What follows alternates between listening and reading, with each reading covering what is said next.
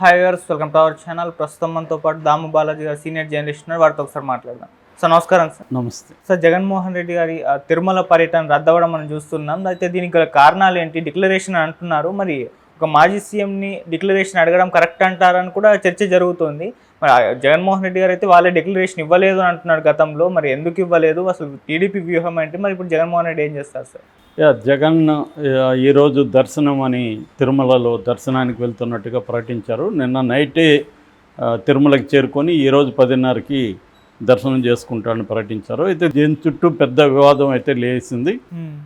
అదేంటంటే జగన్ ఖచ్చితంగా డిక్లరేషన్ ఇచ్చితేనే అలో చేస్తాం జగన్ని కొండపైకి, లేకపోతే అలో చేయమని టీటీడీ కానీ లేకపోతే తెలుగుదేశం బీజేపీ వీళ్ళందరూ కూడా డిమాండ్ చేశారు. టీటీడీ కూడా బోర్డులు కూడా కొత్తగా మామూలుగా అయితే వైకుంఠం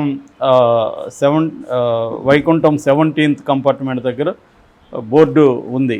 కానీ కొత్తగా ఇప్పుడు వైకుంఠం 2, వైకుంఠం 3, తర్వాత వైకుంఠం సర్కిల్, జేఈఓ ఆఫీసు ఇక్కడంతా కూడా ఒక 4 చోట్ల జగన్ కోసమే అన్నట్టుగా ప్రత్యేకంగా బోర్డులు పెట్టారు. ఇంతకుముందు ఆ బోర్డులు లేవు.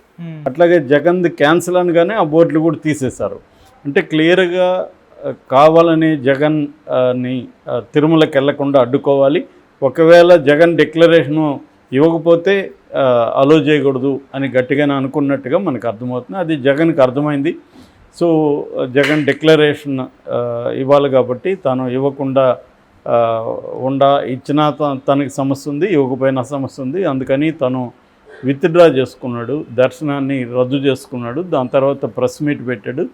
సో జగన్ ఆర్గ్యుమెంట్స్ ఏంటి, లేదా వైసీపీ ఆర్గ్యుమెంట్స్ ఏంటి, డిక్లరేషను ఇవ్వాల్సిన అవసరం లేదు అని చెప్పడానికి వాళ్ళ దగ్గర ఉన్న ఆర్గ్యుమెంట్స్ ఏంటి, ఇవ్వాలి అని చెప్పడానికి ఇటు కూటమి దగ్గరున్న ఆర్గ్యుమెంట్స్ ఏంటి అనేది మనం చూసినప్పుడు, ముందుగా కూటమి చెబుతున్నది, కూటమి నాయకులు కానీ టీటీడీ బోర్డు కానీ వీళ్ళందరూ చెప్తున్నది ఏంటంటే, ఇది టీటీడీ అనేది ఏర్పడింది 1932 ఒక ప్రత్యేక స్పెషల్ యాక్ట్ కింద. బ్రిటిష్ వాళ్ళ కాలంలోనే టీటీడీ అనేది తిరుమల తిరుపతి దేవస్థానం అనేది బోర్డు ఏర్పాటు అయింది అప్పుడే.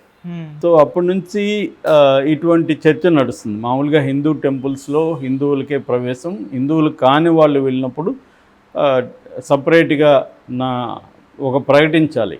దాని మీద అప్పుడే విమర్శలు వచ్చాయి. ఇప్పుడు ఎందుకంటే ఇప్పుడు నేను చర్చికి పోతున్నాను, చర్చికి పోతున్నానంటేనే నేను యాక్సెప్ట్ చేస్తే పోతున్నట్టు కదా, మళ్ళీ డిక్లరేషన్ ఇవ్వడం ఏంటి అనవసరంగా.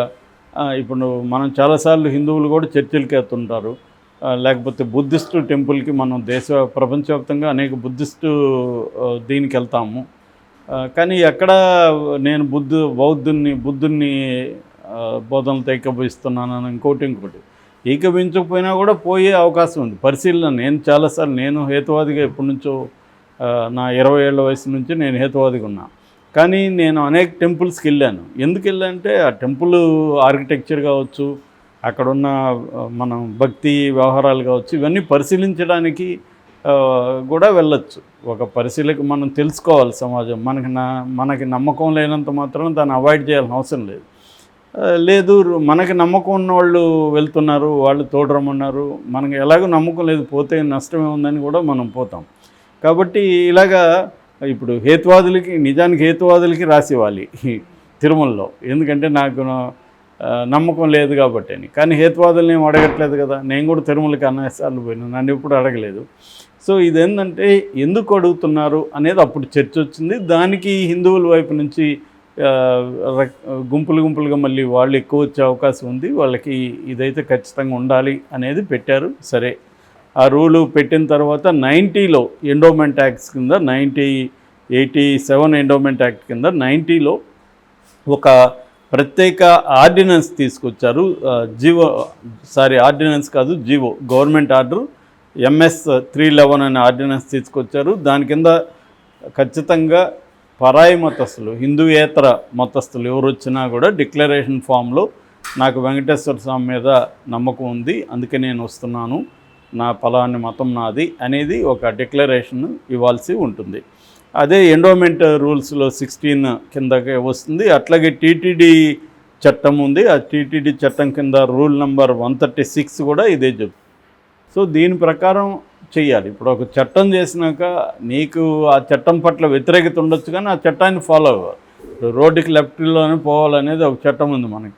నాకు ఆ చట్టంలో నమ్మకం లేదు, నేను రివర్స్లో వెళ్తాను అంటే కుదరదు కదా. అలాగే ఏదైనా కూడా మనకి ఇష్టముందా లేదా, పౌరులకి ఇష్టముందా లేకపోయినా ఆ చట్టాలని ఫాలో కావాల్సి ఉంటుంది. ఎందుకంటే మనం ఒక వ్యవస్థ ఉంది, ఆ వ్యవస్థకి కట్టుబడి ఉండాల్సిన పరిస్థితి ఉంది. అట్లాగే టీటీడీ ఎండోమెంట్ యాక్ట్ కావచ్చు, టీటీడీ బోర్డుకి సంబంధించిన యాక్ట్ కావచ్చు, ఈ యాక్ట్లు అది పెట్టాయి కాబట్టి దాన్ని నువ్వు వ్యతిరేకించవచ్చు, వ్యతిరేకంగా మాట్లాడచ్చు, కానీ నువ్వైతే ఫాలో కావాల్సింది.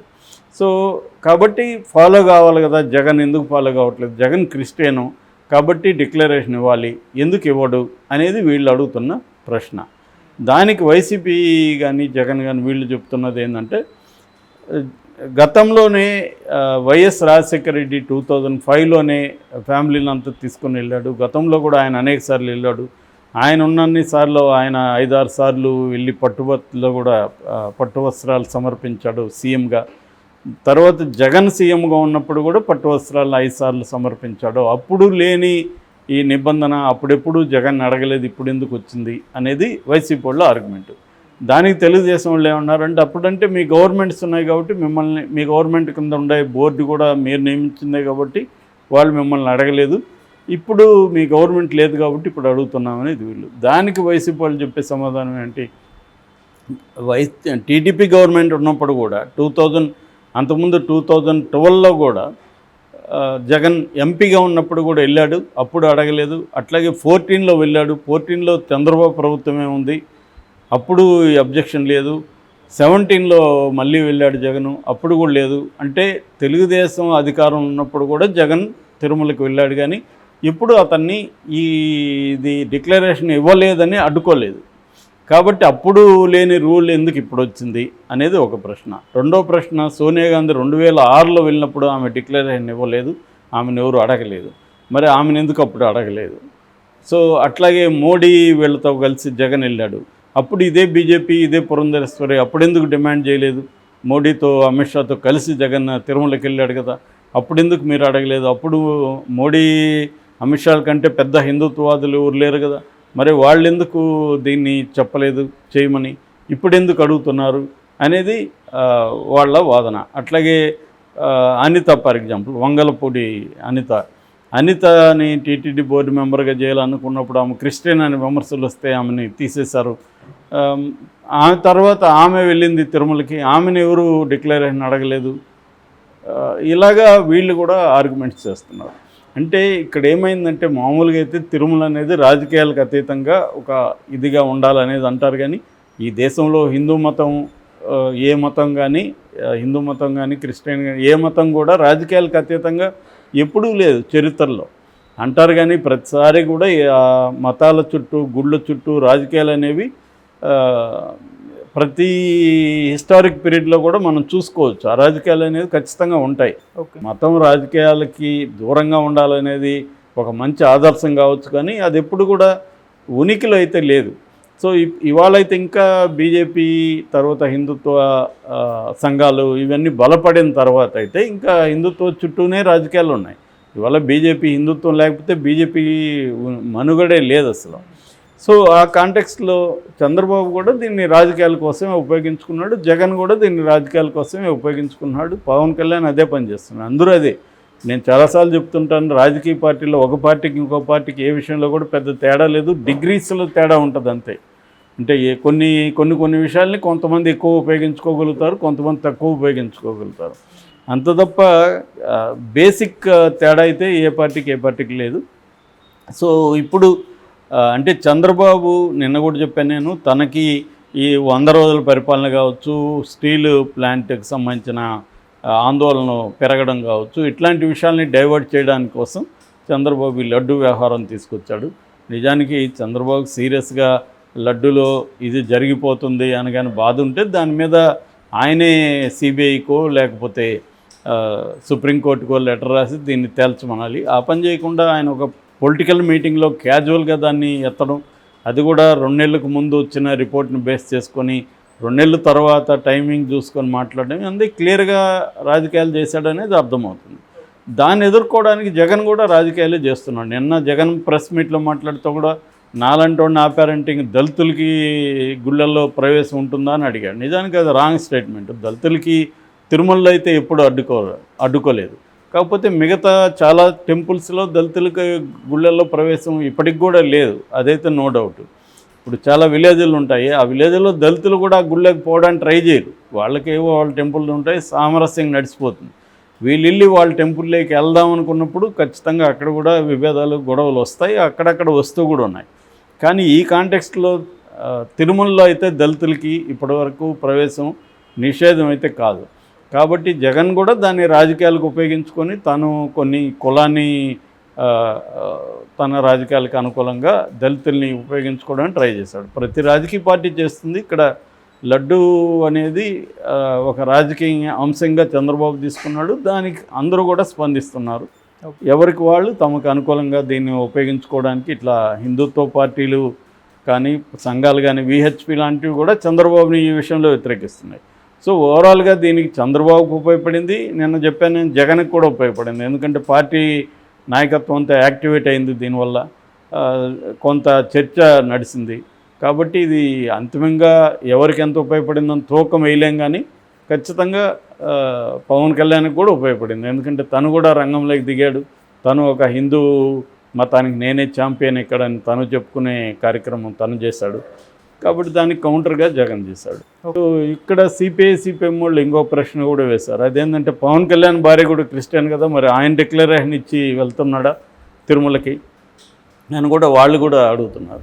ఇలాగే ఇది ఒక కాంప్లెక్స్ ఇష్యూ లాగా అయిపోయింది. ఎవరి అభిప్రాయం ఏంటనేది జనాల్లోకి వెళ్ళింది. జనాల్లో కూడా భిన్నమైన అభిప్రాయాలు ఉన్నాయి.